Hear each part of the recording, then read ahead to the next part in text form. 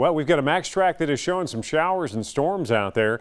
The development so far has been across southern Kentucky, and you can see it down around Somerset, and as well some development up across Indiana. If we zoom out a little bit, put the map into motion, you can see these showers, these occasional storms started firing around Corbin. We've had some more development down around Bowling Green, and also going to be keeping an eye on that line up north. So gusty winds, some heavier rain, and of course some lightning. Nothing severe at the moment.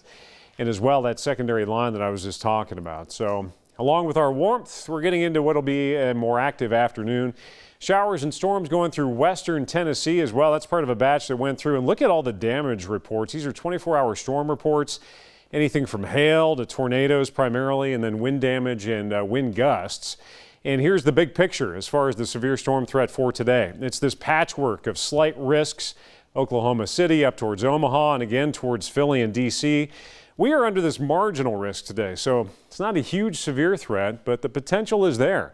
We may see some storms that could produce some damaging wind gusts, and the future track shows that development I was just talking about. In addition to what we're seeing southeast, we'll have to watch out late this afternoon into this evening for the possibility of some stronger storms coming in from out west. Probably falling apart as they do so, but they may hold together just enough to pack a little bit of a punch. So that's what we'll be monitoring throughout your Thursday. Beyond that, we'll have some scattered stuff firing up into the heat of your Friday afternoon. Don't anticipate a lot there. And then there's a cold front dropping in Saturday, which will extend a low-end shower and storm threat into the afternoon south and east. So we've essentially got days worth of active weather.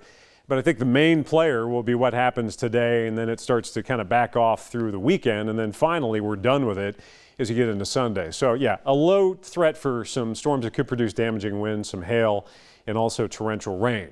If you're following the tropics, Cristobal is still out there, but I tell you what, it has weakened considerably. It is well inland in Mexico, and that disruption has weakened it down to now tropical depression status.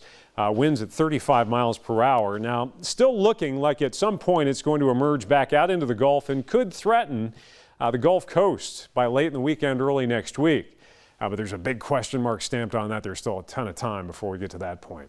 As far as temperatures go, we are in the low 80s. It is warm out there. We're in the mid 80s in Richmond, where those showers and storms are firing up. Of course, you're cooling down. You've got some upper 70s down there. And consistency and warmth definitely coming our way. And yes, that is a potential 90-degree high next week, something we have yet to do this year. June is the time we typically see our first 90-degree high in Lexington. June 14th is our average first. The last time we had a high in the 90s was in early October when we finished that out with a 96-degree high. It was a run in the 90s.